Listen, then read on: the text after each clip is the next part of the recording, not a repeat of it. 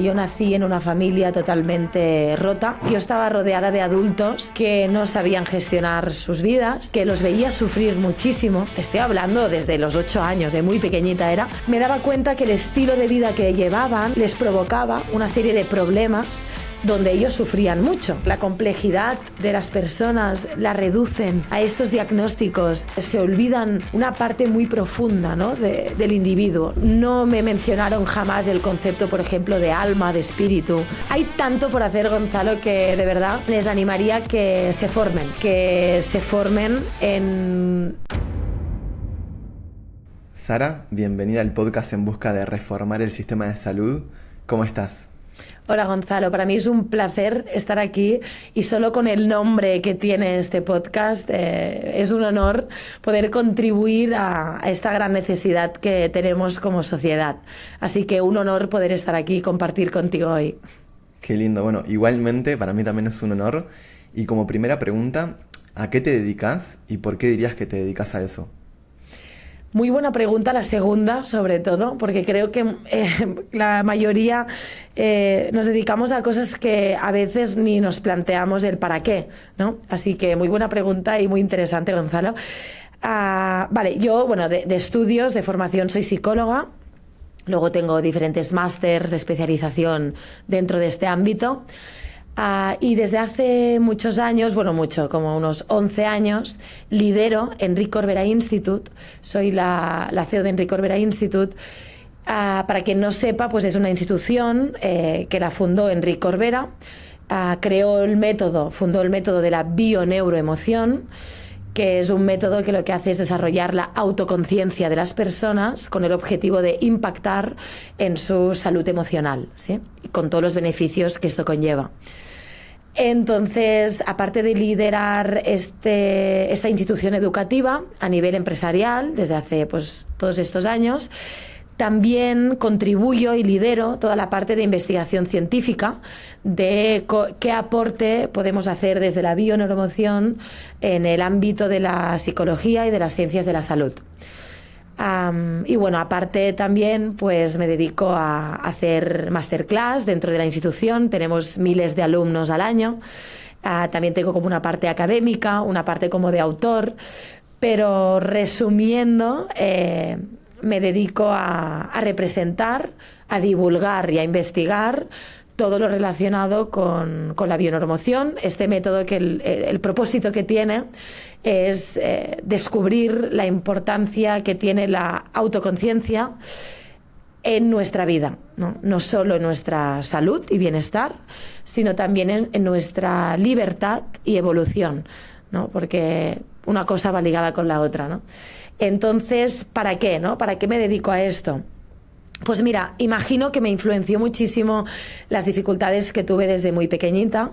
Yo nací en una familia totalmente rota, totalmente fracturada. Nunca tuve una estructura familiar, podríamos decir, unida, saludable, ¿no?, donde hubiera un ambiente para yo poder crecer de una manera tranquila y estable. Entonces, el ambiente era con mucho estrés. Entonces, yo estaba rodeada de adultos que no sabían gestionar sus vidas, que los veía sufrir muchísimo. Los observaba y pensaba, pero no tiene que ser tan difícil, ¿no?, esto de vivir. ¿Cómo os podéis hacer la vida tan complicada? Y yo observaba, y te estoy hablando desde los 8 años, de muy pequeñita era. Me daba cuenta que el estilo de vida que llevaban, cómo se relacionaban entre ellos, las decisiones que iban tomando, cómo realmente luego les provocaba una serie de problemas donde ellos sufrían mucho, ¿no? Y evidentemente les afectaba su salud mental, física y en definitiva el resultado de sus vidas, ¿no? Entonces creo que esto de alguna manera, yo ya era pequeña y me acuerdo que me comprometí conmigo misma. En ese momento me acuerdo que escuchaba a Jorge Bucay, imagínate, unos libros que habían con unos CDs. Te estoy hablando con 9 años o así, o sea, hace muchos años. Y me acuerdo que ya escuchaba, ¿no?, respuestas diferentes, ¿no?, a las preguntas que yo me hacía y que en los adultos de mi entorno no encontraba esas respuestas. Entonces yo ya me comprometí conmigo misma que iba a escribir un libro de mayor, yo pensaba, cuando sea mayor voy a escribir un libro y voy a contribuir a que los adultos hagan las cosas diferentes, ¿no? Porque no puede ser que lo hagan todo tan mal, ¿no? Entonces, en ese momento, entonces estudié psicología, claro, y luego lo que me pasó es que mientras estudiaba psicología, que sacaba matrículas de honor, es decir, era una persona muy aplicada en los estudios, pero muchas veces salía de la facultad triste. Salía triste, entre enfadada y triste, porque pensaba, ya está. Es decir, la complejidad, ¿no?, de las personas la reducen a estos diagnósticos, a estos protocolos, ¿no? Y es como que se olvidan una parte muy profunda, ¿no?, del individuo, ¿no? Yo me acuerdo en su momento, yo casi que no me explicaron nada del inconsciente.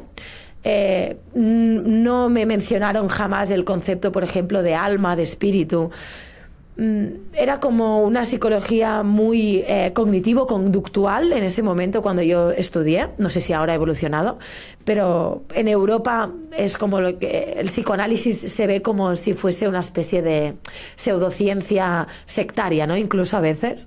Entonces hay una visión muy negativa, ¿no?, de ciertos aspectos o disciplinas o corrientes de todo lo psicológico. Entonces yo durante la facultad es como que me prometí a mí misma que buscaría otras respuestas, buscaría otras maneras, no para destruir lo que me habían enseñado, porque yo siempre digo que todo es para sumar, todo es para ampliar, no hay que ir en contra de, ¿no? Porque todo lo que yo estudié en la facultad, en ocasiones y según el contexto y la situación, funciona o sirve o es importante, ¿no? No es ir en contra de, pero sí es decir, no es suficiente. Somos mucho más complejos, hay que ampliar el abordaje y hay que cuestionarse cómo podemos hacer las cosas mejor. Y desde ese compromiso con respeto a lo que había aprendido, pero no satisfecha con las respuestas que me habían dado, emprendí un camino, y en ese camino es cuando conocí a todo lo que Enric Corbera hacía en su momento. Digo en su momento porque desde que yo, junto con David Corbera y un gran equipo, lidero el proyecto, pues evidentemente la bioneuromoción ha evolucionado muchísimo, ¿no? Pero en ese momento conocí sus planteamientos y solo por su valentía, ¿no?, de salir de la caja cuadrada de pensamiento, ¿no?, y por su valentía de decir cosas en voz alta que muchos intuíamos, sentíamos o queríamos indagar hacia ahí, solo por poner un altavoz y decir cosas que muchos pensaban pero nadie se atrevía, pues me comprometí con el proyecto de Enric Corbera Institute. Entonces, pues desde entonces estoy aquí y es mi propósito de vida. O sea, no me veo haciendo otra cosa que no sea contribuyendo a ampliar esos aspectos que han sido olvidados, que han sido rechazados y que son muy relevantes para la salud y el bienestar de las personas. Entonces creo que por todo ello, y fíjate, Gonzalo, te lo voy a ligar con el presente, ¿no?, el para qué sigo haciendo este propósito, porque de todas esas heridas que yo sufrí en mi niñez, cuando hace poco tiempo es como que explotó ya las incoherencias en mi casa, esas relaciones tóxicas que habían en mi casa con los adultos de mi casa, y lo que era para mí un padre, el marido de mi madre, murió hace casi ya un año. Cómo pasa el tiempo de rápido. En su caso murió de un cáncer. Y entonces, bueno, yo viví a su lado todo el tratamiento de la quimioterapia, luego el experimental, porque la quimioterapia no le funcionaba ninguna. Viví todo el proceso, ¿no? Para mí era un pilar, era una de las personas es una de las personas más importantes de mi vida, aunque ahora no está aquí físicamente, lo sigue siendo. Y imagínate, si ya estaba yo comprometida en todo este camino, imagínate, Gonzalo, si ahora el compromiso ya es como que está tatuado en mi corazón, porque cuando lo perdí, yo viví a su lado, al menos hablo en el sistema sanitario de Barcelona, que yo creo que es una representación, no sé si de Occidente, pero bueno, seguramente es un buen ejemplo, ¿no?, de cómo está el sistema sanitario en Occidente. Digo Occidente porque ya sabes que en Oriente luego hay otros tipos de, no, yo qué sé, pues hay, por ejemplo, la acupuntura, está como súper presente en todos los hospitales, ¿no? Yo no conozco la acupuntura, no puedo opinar sobre ella, pero sí puedo opinar sobre mi dominio, que es todo el tema de la autoconciencia y del factor emocional, cómo afecta a las enfermedades, ¿no? Y yo, Gonzalo, vi, y ya acabo la pregunta que me has hecho, cómo no se tenían en cuenta factores súper relevantes que no lo sé, porque ahora es imposible saberlo, pero quizás hubieran contribuido a que él estuviera hoy aquí, no lo sé. Es una interrogante que nunca sabré, pero sí tengo la certeza 100% de que no se hizo todo lo que se debía en su caso, ¿no? Y él se llamaba Manel, ¿no? Y Manel era una persona que lo que le decía el oncólogo y ya está, ¿no? El médico con la bata blanca tenía el poder absoluto, y sus palabras eran la verdad absoluta, ¿no? Y eso es un efecto, ¿no? Que en psicología social se estudia mucho, de ese poder, de esa credibilidad que le damos a la bata blanca, ¿no? En este caso a los doctores o a los psicólogos o a los psiquiatras, etcétera, ¿no?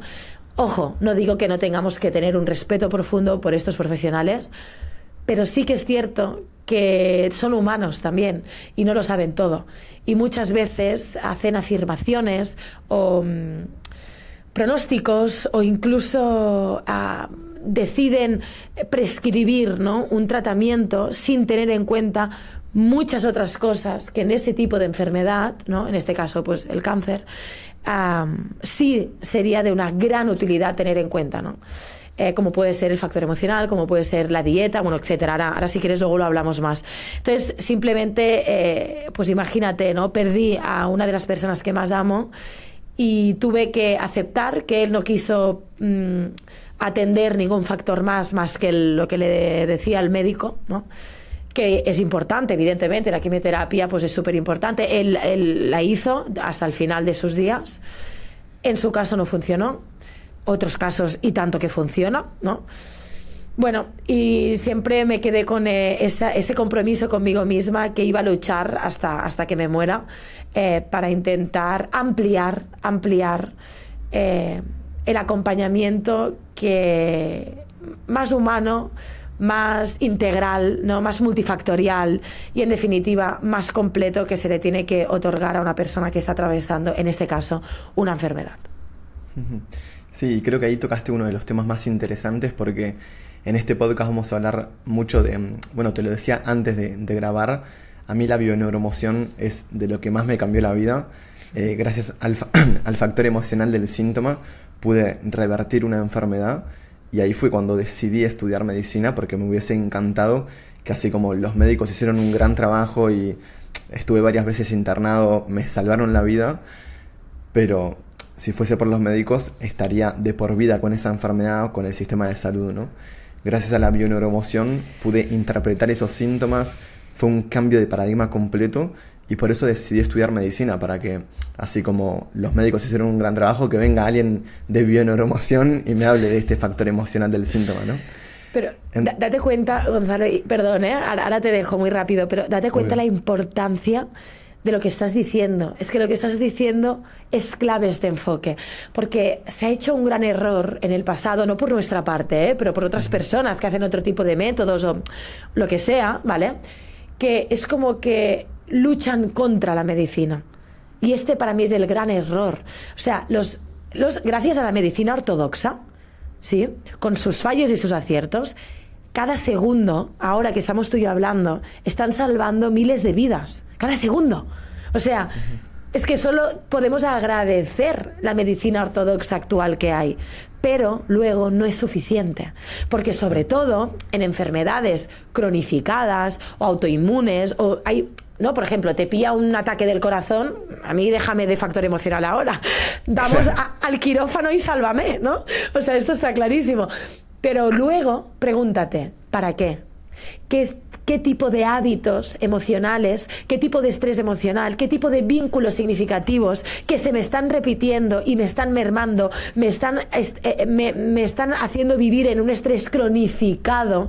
Y tú, si estás como estudiante de medicina, lo sabes mucho mejor que yo, ¿no? Como el estrés cronificado te sube el cortisol, la adrenalina, y a largo plazo te inflama los tejidos, te baja todo el tema del buen funcionamiento del sistema inmune, etcétera, etcétera, etcétera. Y como todo esto provoca un sinfín de enfermedades o de síntomas, ¿no? Y ahí está el tema, ahí está la potencialidad, entender que no es tú no sirves, ponemos esto, no, es que tú eres básico, medicina ortodoxa actual, eres la leche y te tendríamos que agradecer cada día por tu existencia, pero no eres suficiente. Tenemos que ampliar, tenemos que...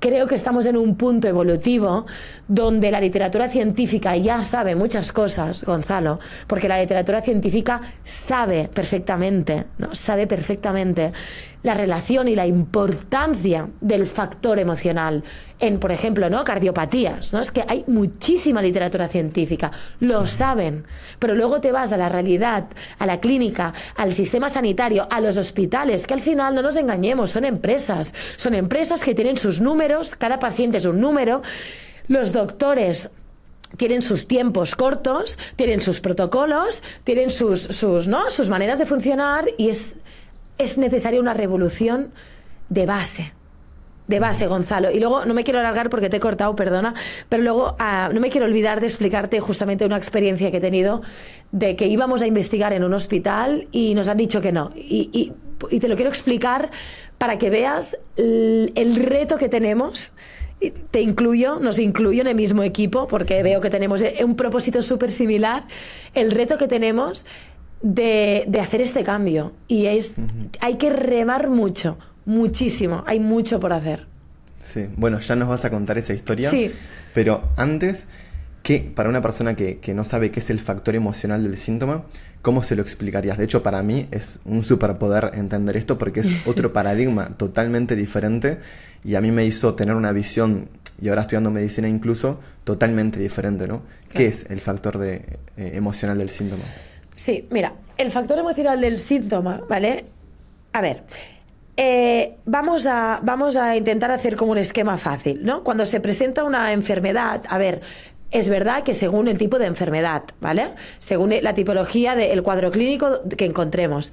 Pero ahora voy a hablar en general, ¿vale? Voy a usar generalidades porque evidentemente ahora no podemos profundizar, ¿no? En casos específicos. A modo general, hay como un enfoque multifactorial. Es decir, cuando se presenta una enfermedad, hay factores que son genéticos, hay factores que son ambientales, hay factores que son incluso epigenéticos, porque una cosa es la genética y la otra es la epigenética, ¿no? Hay factores que son de alimentación, ¿vale? Entonces, el factor que nosotros trabajamos es el emocional, ¿vale? ¿Qué sucede? En medicina, ¿vale? Y esto lo sabrás tú mejor que yo. En medicina se habla muchísimo del el estrés como un ente abstracto, ¿vale? Que no sabemos muy bien exactamente qué es eso del estrés, ¿vale? Entonces, nuestro trabajo es decir, vale, lo que la medicina sabe que el estrés ha podido influenciar no solo en la aparición de esta enfermedad o de este cuadro clínico, ¿vale? Sino en su cronificación, ¿vale? Porque hay las dos cosas. No, lo que sabemos que está afectando, nosotros intentamos especificar el origen de ese estrés emocional. Es decir, el estrés emocional no tiene por qué ser que tienes mucho trabajo, ¿vale? Y que tienes, yo qué sé, imagínate que eres pintor y que tienes que pintar cada mes 50 cuadros. No tiene por qué ser esto lo que está influenciando en tu enfermedad. Quizás es que tienes una relación desde hace muchos años de sometimiento con tu pareja, donde tú no respetas tus límites, donde estás en una incoherencia espectacular, ¿vale? Entonces, no eres consciente. Aquí la importancia de la autoconciencia, ¿vale? ¿vale? No eres consciente de esa dinámica interna que tienes y de cómo te estás relacionando con tu exterior, no eres consciente, estás siendo liderado por tu inconsciente, ¿de acuerdo? Y esa dinámica que tienes de relacionarte con esas relaciones más significativas o con esos contextos de vida, ¿de acuerdo? Con esas situaciones que te suceden, cada cual su historia, realmente son las que están haciendo que tú estés en un estrés que tu inconsciente necesita que resuelvas, que necesita una resolución. Y desde un sentido simbólico, no literal, porque nosotros lo que entendemos es trabajar con simbolismos, ¿sí? Desde un sentido simbólico, la enfermedad siempre puede ser comprendida como que tiene un propósito, ¿no? Ese cuerpo es azar, es mala suerte que se haya expresado así, evidentemente hay factores genéticos, etcétera. Esto es obvio. Pero cuando hablamos del factor emocional, sí que hay una dinámica interna que está esperando ser vista y está esperando ser trascendida. Y cabe pensar que si la persona toma conciencia de esa dinámica tóxica para ella y que es capaz de subsanar esa percepción y esa dinámica de funcionamiento interna, eso cabe pensar que va a contribuir en disminuir ese estrés emocional específico que nosotros hemos logrado encontrar, de ese estrés como más general que la medicina sí habla, ¿no? Sobre todo en su literatura científica habla mucho de esto, pero que no sabe cómo llegar, es normal, no es su campo, es normal, llegar a ese origen, ¿no? Que puede estar relacionado en que la persona no esté siendo capaz de gestionar su estado emocional y su vida de una manera mucho más óptima, funcional, coherente y por lo tanto que le sume a su recuperación, o que al menos le sume, eso sin lugar a duda, a su salud emocional y a su salud mental, ¿no? Que eso va a contribuir a su enfermedad y a su recuperación, cabe pensar como un factor que el estrés emocional es, cabe pensar, y por todo lo que la literatura sabe y lo tiene relacionado una cosa con la otra, al menos cabe pensar que va a potenciar el otro trabajo o el tratamiento médico o todo lo demás que se esté haciendo en ese caso. O sea, de ningún modo lo va a mermar, sino que va a potenciar. ¿Sí? Eso estamos seguros de esta hipótesis. Y para una persona que actualmente tiene algún síntoma o enfermedad, por ejemplo, migrañas, colon irritable, cualquier cosa, ¿cómo este factor emocional del síntoma lo puede empezar a aplicar en su vida? Claro, pues mira, aquí, Gonzalo, yo creo que podemos dar algunos tips, ¿vale? Que yo creo que pueden aplicar para cualquier persona, ¿vale? Y no hace falta que estén teniendo un síntoma crónico o repetitivo o un tipo de enfermedad, ¿vale? O sea, en verdad, esto que voy a decir aplica para cualquier persona que se sienta estresada, preocupada, que esté sufriendo, que tenga cualquier problema, ¿vale? Entonces, porque al final cuando abordas el factor emocional, en verdad lo puedes abordar dentro de una enfermedad o lo puedes abordar en cualquier persona que si está viva, seguro que tiene algún estrés, ¿no? O algún conflicto emocional. Entonces, los tips que podemos dar son los siguientes, ¿no? Primero, que la persona intente silenciar todas las explicaciones y todas las soluciones que se da desde su mente. ¿De acuerdo? Porque cuando estamos en un problema, lo primero que hacemos es darnos muchas explicaciones desde el ego, desde la parte mental, ¿vale? Y intentamos darnos soluciones de, ay, no, esto es por esto, ¿no? O esto es porque he tenido mala suerte. O esto es porque soy una víctima de la vida, ¿no? Y yo creo que el primer tip es, cambia la manera de ver tu vida y responsabilízate de tu salud. No culpabilidad, o sea, nadie es culpable de los problemas que nos abruman de salud, nadie. Aquí no hay culpables, pero sí podemos tomar una actitud de responsabilizarnos, de decir, qué margen de acción tengo, aunque sea una situación muy grave, qué margen tengo de cambio, de acción, y qué es todo lo que yo puedo hacer por mí en esta situación. ¿Sí?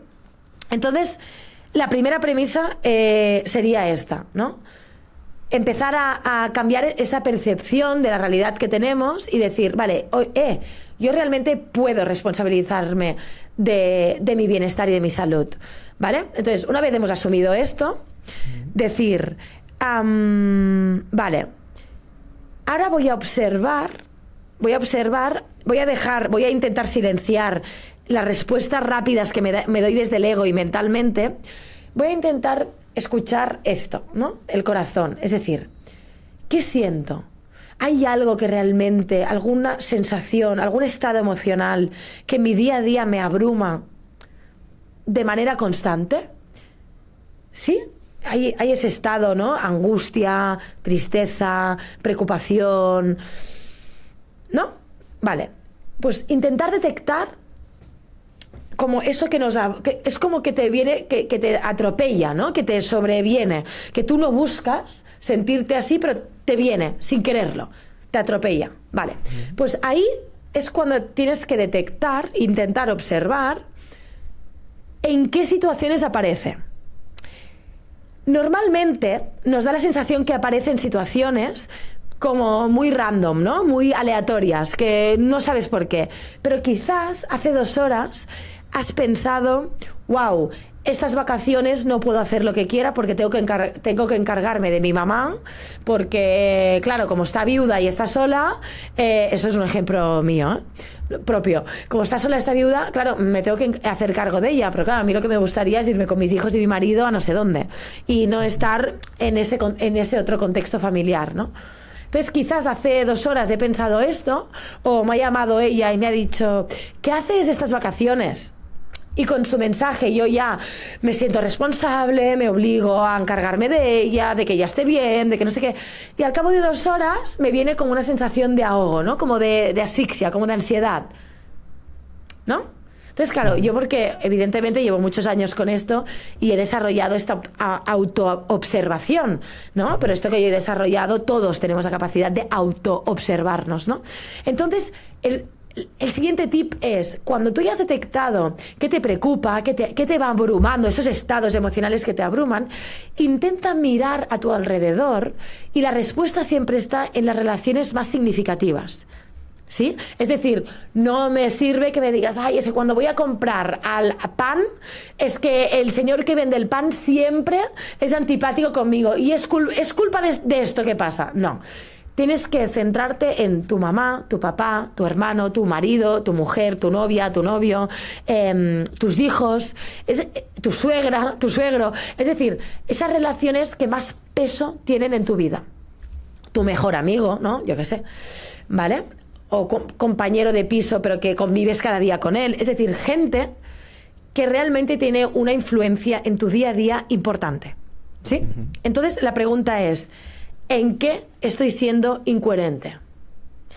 Es decir, ¿en qué estoy permitiendo? Es decir, ¿qué estoy viviendo que no quiero vivir, pero que acepto, porque no me doy el permiso de experimentarme de otra manera, de ser de otra manera, ¿no? La respuesta, esto es fuerte, porque cuando te haces esta pregunta, siempre aparecen cosas que evidentemente asustan. Porque claro, ¿no? En mi caso, pues decirle a mi mamá, mamá, yo te amo mucho, quiero lo mejor para ti, sé que es duro para ti porque tu marido ha muerto, también es duro para mí, era como un padre, ¿no? Pero yo necesito mi espacio, yo debo de hacer mi vida, ¿no? Y esto hacerlo sin sentirme culpable, dándome el permiso de ser coherente, de ponerme en coherencia, que en definitiva la coherencia es pensar, sentir y hacer todo hacia una misma dirección, ¿no? Entonces esto es básico para que las personas que se encuentran en una enfermedad o en cualquier tipo de desequilibrio, ya sea físico, mental, etcétera, emocional, yo sí les invito que intenten observar en qué relaciones no están respetando el llamado de su corazón, eso que necesitan, darse ese lugar y de respetarse, ¿no? Y sí que es cierto que en todo ese proceso siempre habrá un cambio de percepción. Es decir, siempre habrá lo que antes veía e interpretaba de una manera que me hacía sufrir y me hacía, bueno, pues estar en ese estrés emocional. Si soy capaz de cambiar la manera de interpretar esas situaciones o esas relaciones y soy capaz de verlo, de darle otro significado, de resignificar esas experiencias, ¿no? Esas relaciones que me están doliendo o que estoy sufriendo, esa resignificación también es como una sanación de la percepción. ¿Me explico? Entonces, esa sanación perceptiva, esa transformación, esa resignificación, también tiene un impacto muy positivo en el estrés, en disminuir ese sufrimiento emocional, ¿sí? Y eso evidentemente pues impacta en la salud a nivel global, ¿no? Claro, y atándolo a mi experiencia, fue así, fue ver el factor emocional del síntoma y que se vayan los síntomas, que después reaparecían y volvía a intentar ver cuál era el conflicto emocional, y ahí fui consciente de, ok, no tanto ver el síntoma o la enfermedad como algo incluso negativo, sino como la oportunidad de tener un aprendizaje y tomar conciencia de un mensaje que me está dando el cuerpo. Por eso yo antes decía que es como un superpoder, ¿no? Entonces, sí. No, que eso que has dicho es muy importante, porque ya solo darle un significado a la aparición de la enfermedad, sea cierto o no, pero ya solo, imagínate que no es cierto, ¿vale? Que yo creo que sí, pero imagínate que no fuese cierto, ya solo darle un significado a algo que normalmente solo tiene un significado negativo, porque ¿quién quiere tener una enfermedad? Nadie. O sea, aquí nadie levanta la mano, es decir, todos queremos estar bien y sentirnos bien, ¿no? Es el mayor deseo, creo, que tiene cualquier ser humano, ¿no? Tener salud, ¿no? Y estar bien y luego ya poder construir su vida, sus sueños, ya lo que sea, pero sin salud no hay nada, ¿no? No hay nada, luego no puedes construir nada. Entonces, fíjate, Gonzalo, la importancia de lo que dices, ya solo darle un significado, un propósito de decir, esa enfermedad, vale, sí, estoy sufriendo, me encuentro mal, tengo dolor, cada uno lo que sea, ¿no? Vale, ok, pero oye, es una oportunidad para darme cuenta de cosas que de otra manera no atendería, para hacer cambios internos y externos que de otra manera quizás no haría. Entonces, verlo, como acabas de decir tú, como una oportunidad, al final solo da cosas positivas a la persona, porque va a tener una actitud pues mucho mejor, que sin duda le va a ayudar más a gestionar esa enfermedad. Va a tener una actitud mucho más proactiva de cuidarse, de hacer cambios, es decir, yo creo que solo va a sumar, solo puede sumar, sí. Claro, y por eso incluso hasta el día de hoy yo agradezco hacia el pasado de tener ese síntoma o esa enfermedad, porque significaba que el cuerpo me está dando un mensaje que sin esa enfermedad no lo hubiese interpretado. Y hoy, de repente, vivo de una forma diferente ciertas partes de mi vida.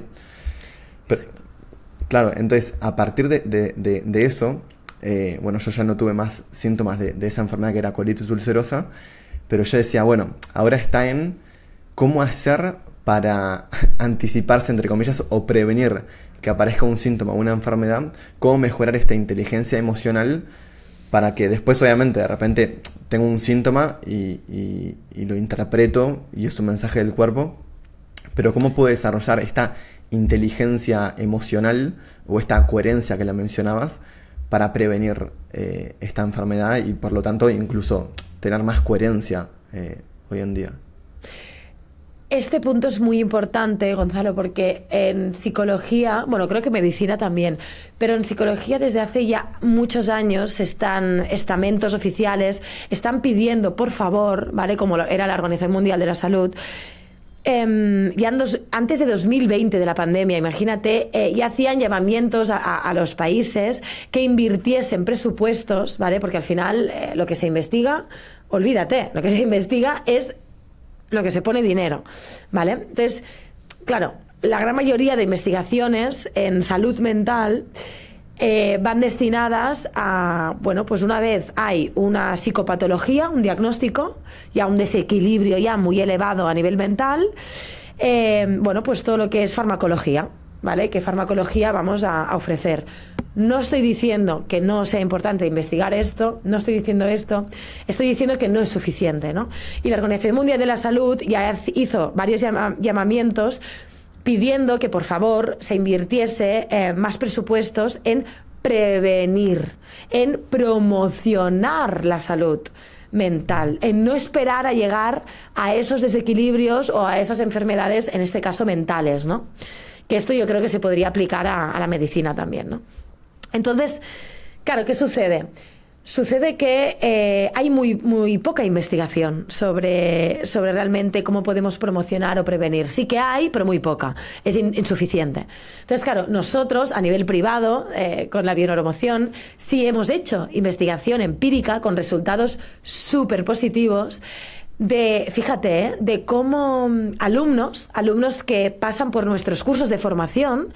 Son cursos de formación, pueden durar desde 2 meses a 10 meses, ¿vale? Online, donde damos herramientas a las personas para que comprendan cómo funcionan internamente. Es decir, de alguna manera las hacemos expertas en ellas mismas, porque somos analfabetos de nosotros mismos. Es decir, Gonzalo, nosotros sabemos 10 idiomas, bueno, yo no tengo el honor de saber 10 idiomas, pero ya me entiendes, ¿no? Hay mucha gente que másteres, muchos estudios, idiomas, todo lo que tú quieras, pero son analfabetos de ellos mismos. O sea, su inteligencia emocional es nada, es nula. Y de hecho hay tantos estudios que yo soy una apasionada de esto, incluso a nivel empresarial, ¿no? De cómo líderes, grandes líderes, han demostrado tener una mayor autoconciencia, ¿no? Que a veces no es tan importante los MBAs o los másteres super top de ejecutivos, etcétera, sino tener autoconciencia, porque la persona que desarrolla una mayor autoconciencia, que es lo que hacemos en los cursos de formación nosotros, y tenemos estudios donde hemos visto que cuando tú aportas herramientas de autoconocimiento, de autogestión y de qué aspectos tienes que conocer de ti mismo para poder gestionarlos, porque si no conoces, no gestionas. Es que es imposible, ¿no? Al final es como decirte, oye, saca la olla de la cocina que se va a quemar la comida. Es que si no sé que hay una olla haciéndose la cocina y yo estoy arriba de todo en el despacho, no voy a bajar y se va a armar una gorda abajo, ¿no? O sea, va a haber fuego, un incendio. Es decir, no puedo gestionar lo que no sé que existe, ¿vale? Entonces, claro, hay una ausencia tan grande de autoconocimiento y de autoconciencia que nosotros a las personas que les hemos enseñado a desarrollar esta autoconciencia, ¿no? A conocer esos patrones inconscientes que están liderando su vida, ¿no?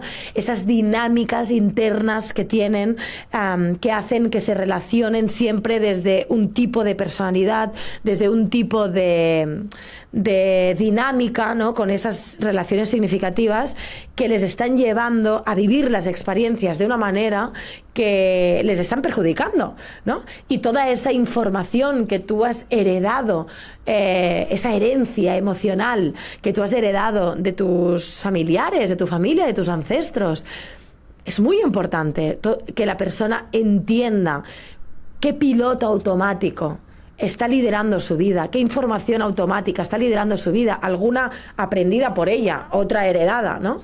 Pero que en definitiva es muy relevante que se conozca, que entienda qué está liderando su inconsciente, qué hay ahí, qué retos tiene, ¿no? Cuál es su movimiento, porque cada cual tiene su movimiento único, no hay un patrón general para aplicar a todo el mundo, ¿no? Entonces nosotros, a través de nuestros cursos de bioneuromoción, hemos podido desarrollar técnicas, prácticas para darle a las personas, acompañarlas a que se conozcan mejor y que entiendan cosas que de otra manera no entienden, y cómo eso empíricamente hemos podido observar con diferentes estudios que hemos hecho ya, algunos publicados en medios científicos, otros están a punto de ser publicados. Otros queda mucho trabajo para hacer, muchísimo, porque cuando tú te metes en el mundo científico empiezas pero no acabas nunca, jamás acabas, ¿no? Nunca es suficiente, ¿no? Pero sí que al menos lo que hemos podido hacer hasta ahora estos años, hemos podido observar cómo aumenta la salud mental de las personas, desarrollar la autoconciencia. Y no solo la salud mental, sino la flexibilidad psicológica. Y la flexibilidad psicológica es clave para la salud mental y emocional de la persona. Es clave. Entonces, claro, hemos podido observar cómo hemos desarrollado todo esto las personas. Y ahora, justamente, que te lo ligo con la experiencia que antes te decía, que te la explico cuando tú me digas, de esa investigación en un hospital, ¿vale? Ahora estamos entrando en una fase donde ya sabemos que el desarrollo de la autoconciencia, como lo trabajamos nosotros, que es un método único, ¿vale? Es decir, no es porque quiera vender nada, pero es que es verdad, ¿vale? O sea, nadie trabaja como nosotros desde hace muchos años trabajamos, investigamos, y ojalá algún día sea del mundo esto, no de Enrique Corbera Institute, sino del mundo, es nuestro propósito, ¿no? Que de aportar al mundo esto que hemos encontrado que funciona, ¿no? Y que suma a las personas, ¿no? Y a sus vidas y a su bienestar. Entonces, ahora estamos más entrando en esta fase de, ok, sabemos que tenemos indicios, ¿no?, empíricos, aunque queda mucha investigación, para seguir reforzando esos resultados que hemos tenido primarios, ¿no? Pero ya sabemos que influenciamos en la salud mental, en la calidad de vida, en la flexibilidad psicológica de las personas. Ahora queremos indagar más, hilar más fino de, oye, ¿cómo contribuye el desarrollo de la autoconciencia ya en enfermedades específicas o cuadros clínicos específicos, ¿sabes? Y desarrollar ahí mucho más la investigación. Y ahí es donde ahora estamos intentando profundizar y iniciar ese camino tan interesante. ¿Y cuál es esa historia que nos querías contar? Vale, no, es que lo siento porque digo, no sé si me estoy enrollando mucho. Tú córtame, Gonzalo, que, hostia, me enrollo mucho. Vale, te cuento. Resumidamente, sin decir el nombre del hospital, ni el país, ni nada, ¿vale? Porque no quiero tampoco... o sea, no es una crítica contra nadie, pero sí es una crítica contra el sistema. Que creo que este problema, más allá de este hospital en particular, es un problema del sistema sanitario. Creo que está compartido pues, en muchos países, ¿no? Y es el siguiente, ¿no? A través de un intendente, un alcalde, ¿vale? Es decir, un político, logro que quieran participar en un proyecto, en un hospital, ¿vale? En un departamento del hospital, ¿vale? En una enfermedad específica, ¿vale? Del hospital. Y bueno, tenemos reuniones con el gerente, con todos los gerentes del hospital, explicamos qué hacemos, el proyecto de investigación, decimos que somos nosotros quien ponemos toda la financiación, porque a nosotros no nos financia absolutamente nadie. O sea, con los beneficios a nivel empresarial privado que obtenemos, los invertimos a investigar. O sea, lo hacemos todos solos porque no hay nadie detrás nuestro, para lo bueno y para lo malo. Entonces, bueno... decimos que hacemos nosotros toda la investigación, que cubrimos todos los costes, es decir, más fácil imposible, explicamos todo, cómo sería, que en definitiva, Gonzalo, fíjate, o sea, tampoco pedíamos nada del otro mundo, ¿no? Era, te lo resumo muy rápido, ¿vale? Porque el proyecto estaba muy bien trabajado y presentado, pero de manera muy rápida, era que en esos doctores de ese departamento, de ese tipo de enfermedad, ¿vale?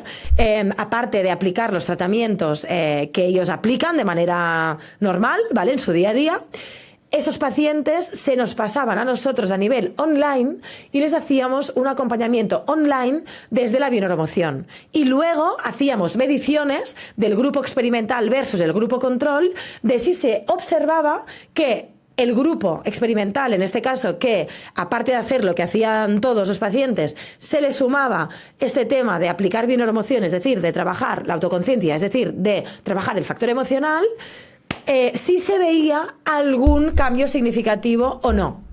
Imagínate, o sea, esta era la propuesta a grandes rasgos. Bueno, los gerentes dijeron que sí, estaban encantados, todo el mundo súper emocionado, y a la hora de que la gerencia lo presentó a los doctores se negaron a hacer la investigación. Se negaron, cuando ellos en verdad no tenían que hacer mucho. Simplemente explicarlo al paciente, que pueden ser 6 frases, 2 minutos de explicación. Pues no. No sé si es porque van apretados de tiempo y no querían ni tan siquiera explicar a los pacientes quién quería participar en esto, si por prejuicios, que yo si tuviera que votar, votaría por esto, porque hay mucho prejuicio de no me toques lo que yo hago, no me lo toques.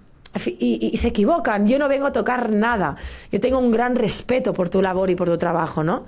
Pero déjame investigar si lo que yo hago puede sumar y potenciar a tu trabajo. Claro. ¿Sabes? Entonces, hay un gran problema, porque muchos doctores, y esto es una realidad que he podido hablar con más de un gerente de hospital, porque llevo un poquito de tiempo intentando lograr este tipo de investigaciones, de momento no lo he logrado, estoy en ello, y sé que lo voy a lograr tarde o temprano. Seguro. Porque ya te digo, soy muy cabezona, pero entristece porque sí que es cierto, ¿eh? Y con todo el respeto sé que tienen realidades pocos tiempos, tienen mucho estrés los médicos, porque es verdad, si tú miras la práctica clínica, no les cuentes historias, o sea, es que tienen muy poco tiempo, entonces ellos van a lo que tienen que hacer y ya, ¿sabes? Entonces, claro, tendría que ser un cambio de conciencia, ¿no? Que se moviese desde lo político, y por eso, Gonzalo, no descarto en un futuro involucrarme en política. O sea, a mí la política nunca he querido mezclarme porque, bueno, en fin. Pero porque yo no soy de ideologías ni de, ¿no? Es como muy dual la política, ¿no? Yo soy, mi visión y mi paradigma es más la conciencia de unidad, y la política es la máxima representación del ego, de la ideología y de la dualidad. Pero al final, para cambiar algo, a veces es necesario pasar por lo político y concienciar que en los gerentes de los hospitales, los doctores, tienen que hacer un cambio, y para hacer ese cambio hay que hacer formación para que entiendan qué estamos hablando, qué estamos trabajando, que esto no viene a atacar nada ni a eliminar nada, esto viene a ampliar, viene a optimizar, viene a sumar el efecto de su trabajo. Es decir, formación y luego recursos y tiempo, porque claro, si tú le sumas una variable más de la práctica clínica, que yo me he imaginado muchas veces cómo sería esa práctica clínica del día a día, pues evidentemente hay dos realidades: se necesitan recursos y más tiempo, eso seguro. Sí, y si el día de mañana trabajas en un hospital, ¿qué harías como para integrar estas intervenciones en el sistema de salud o en ese hospital en específico? Mira, fíjate, yo no descarto, si algún día Dios me da millones, de momento no soy millonaria ni rica, pero si algún día fuese millonaria, ¿vale? Dios sabrá, o viniese un millonario, ¿no? Y me dice, apoyo este proyecto, ¿vale? Como no lo encuentro, yo muchas veces he soñado en construir un hospital, en hacer un hospital, ¿vale? Desde cero, con esta perspectiva integrativa, ¿vale? Donde haya una base de datos compartida por todos los profesionales del hospital, todos los médicos de todas las ramas. Porque claro, el problema de la medicina es que está fragmentada, es esta visión cartesiana de yo el corazón, yo el sistema respiratorio, yo no sé qué, ¿sabes? Entonces falta como ese hilo conductor, ¿vale? Donde se unan las diferentes piezas y no se ve al individuo como fragmentado, ¿no? Que la mente va por un lado, el corazón por el otro y el cuerpo por el otro, ¿no? Y que el cuerpo tiene unas leyes mecánicas de funcionamiento que evidentemente las tiene, pero que están totalmente desconectadas de las leyes de nuestra mente o de nuestros estados emocionales, ¿no?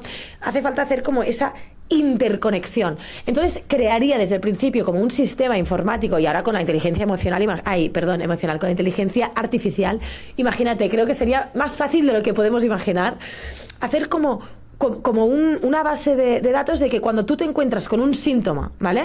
O cuando tú te encuentras con una enfermedad, ¿vale?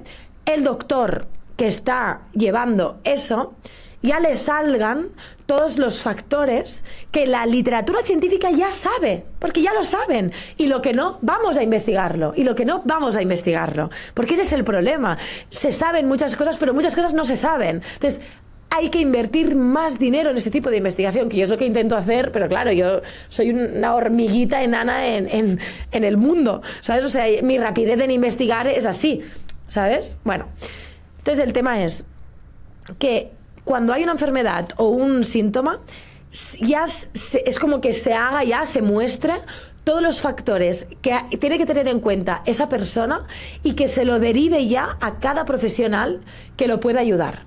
Porque evidentemente no le puedo pedir a un cardiólogo que sea experto en bioneuromoción, que sería la hostia, pero... ¿Vale? Pero bueno, un hospital puede tener un departamento de bioneuromoción en este caso, ¿vale? O de expertos en desarrollo de autoconciencia y, bueno, tal como trabajamos nosotros, pues bioneuromoción, ¿vale? Y que, pues igual que el cardiólogo me da la pastilla o me hace la cirugía que necesito, aparte voy a mirarme el factor emocional y aparte voy con el dietista, con el nutricionista, que esto del nutricionista se ha empezado a hacer, pero te pongo un ejemplo, ¿no? Manel, lo que el marido de mi madre que te cuenta, lo que era para mí mi padre, me decía que, o sea, lo acababan de sacar un tumor del intestino, para que veas, ¿vale, Gonzalo? Y solo salir del quirófano a las horas le traen unas natillas súper azucaradas de chocolate, súper ultra procesado, o sea, que dices que ya tenía metástasis por todo el cuerpo, o sea, y hay literatura que se sabe mucho sobre la alimentación y el cáncer. Hostia, perdón la palabrota, pero no, o sea, yo flipaba, digo, pero ¿cómo yo le decía a la enfermera, ¿no tiene una dieta específica oncológica? Y me miró con una cara como si le estuviera preguntando, ¿has visto si hay extraterrestres en Marte? O sea, me miró con una cara en plan, entonces, claro, para mí es eso. Entiendo que no todos los profesionales pueden saber de todo, pero sí con la tecnología que tenemos hoy en día y con las cosas que ya se saben, podríamos tener como un sistema donde cuando hay un paciente nos salga todo lo que tenemos que abordarle y todo, o sea, con las guías, tú imagínate, vale, oncología, vale, dime qué dieta sabe la literatura, hay mayor consenso a nivel científico de que se le tiene que dar y que se le dé. No me traigas azúcar y todo lo que le trajeron durante día tras día tras día, mientras él ya estaban paliativos, ¿no? Entonces, te pongo este ejemplo de la nutrición, ¿no? Porque es algo como que se acepta mucho más y hay mucha más conciencia, después de no sé cuántos años. Es como que la nutrición, ya te digo, mira en Barcelona, ¿no? En Barcelona, en un hospital de Barcelona, pues eso, no, a día de hoy se hacen estas barbaridades, ¿no? Pero ya no es que no tengan en cuenta el factor emocional, ¿no? Y que a mi padre alguien le dijese, oye, ¿te has revisado si hay algo en tu vida, algún estrés crónico a nivel emocional, cómo estás, si podemos mejorar en algún punto tu autogestión, etcétera, ¿no? Ya es que no le dijese nada de esto, ¿no? Sino que es ni la nutrición, ¿no? Entonces yo, si trabajase en un hospital, lo que estoy segura que haría sería esto, o sea, me obsesionaría en cómo puedo a la práctica hacer que cuando me aparece una persona con un problema, poder ver una foto de todas las aristas, de todos los factores que podemos abordar y de cada uno qué es lo que más sabe la literatura científica y que me haga un resumen, ¿no? Y que hayan en ese hospital profesionales suficientes para abordar esas diferentes aristas. Eso es lo que yo, si algún día en mis sueños puedo, porque claro, necesito muchos recursos, evidentemente, ¿no? Haría.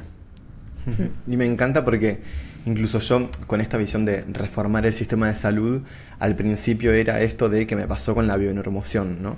Pero después, mientras iba estudiando medicina, iba viendo otros problemas, a mí también me iban pasando otras cosas, y siempre se fue moldeando. Después apareció la inteligencia artificial, y de hecho una de las cosas que estoy como empezando a crear con un amigo es que una inteligencia artificial solucione muchos de los problemas que tiene un médico a nivel administrativo. Ahí está.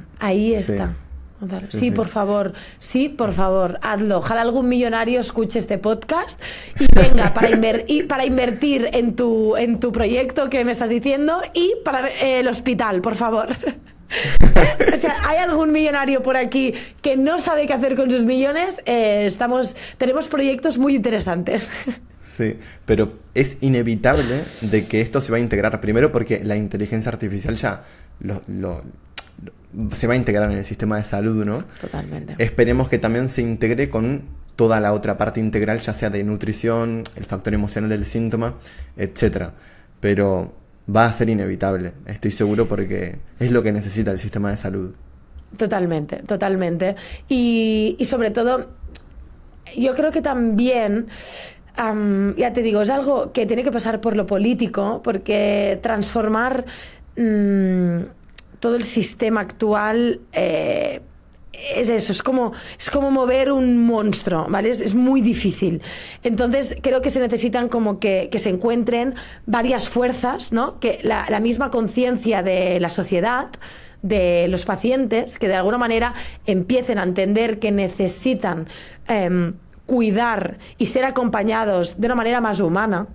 Porque también en la práctica del día a día en los hospitales, por falta de tiempo, recursos, conocimiento, etcétera, hay muy poca humanidad.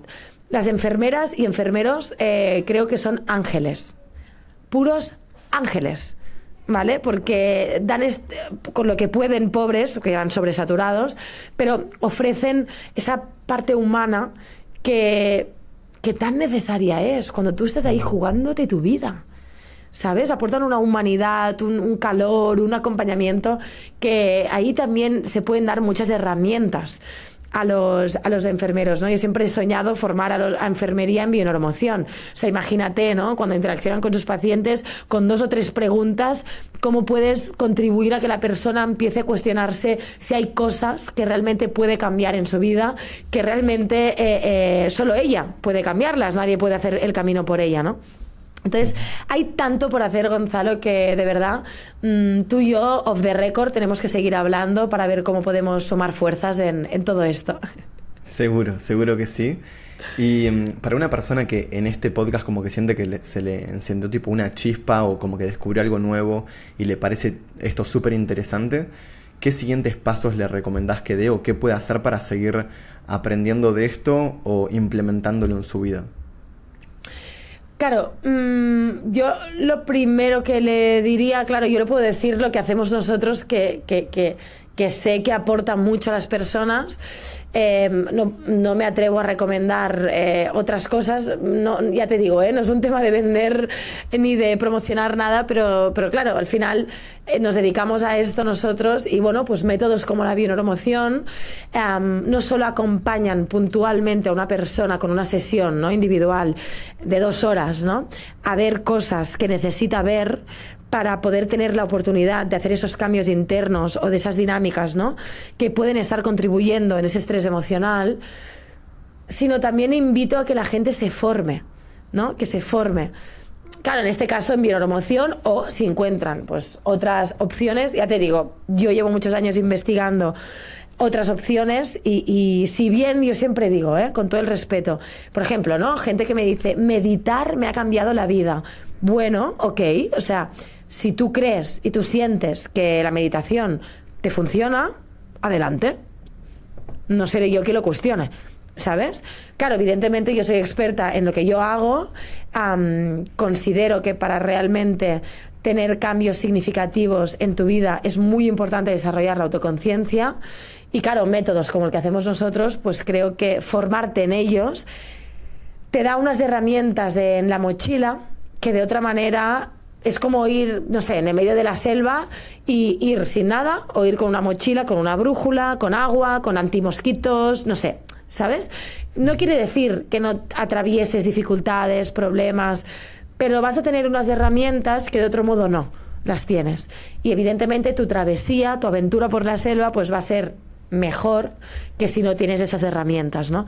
Entonces, les animaría que se formen en lo que ellos consideren, pero que se formen en conocerse, en qué hay en su interior, en qué necesitan, qué cambios internos tienen que hacer para realmente ser lo que necesitan ser y contribuir así no solo a su salud, sino a su evolución y libertad emocional. Sara, bueno, muchísimas gracias por la entrevista, me encantó. Y yo siempre digo que reformar el sistema de salud solo es imposible, pero que juntos es inevitable. Así que esto ya es el proceso y estoy seguro de que va a ser inevitable. Yo, Gonzalo, a partir de ahora voy a seguirte y decirte que gracias, me da mucha fe ver gente tan joven como tú, que está estudiando medicina, que, bueno, pues que también ha tenido la inquietud de estudiar, por ejemplo, bioneuromoción y que tiene ese propósito, ¿no? Yo te doy las gracias porque da esperanza ver jóvenes tan inteligentes y con propósitos tan elevados y tan necesarios.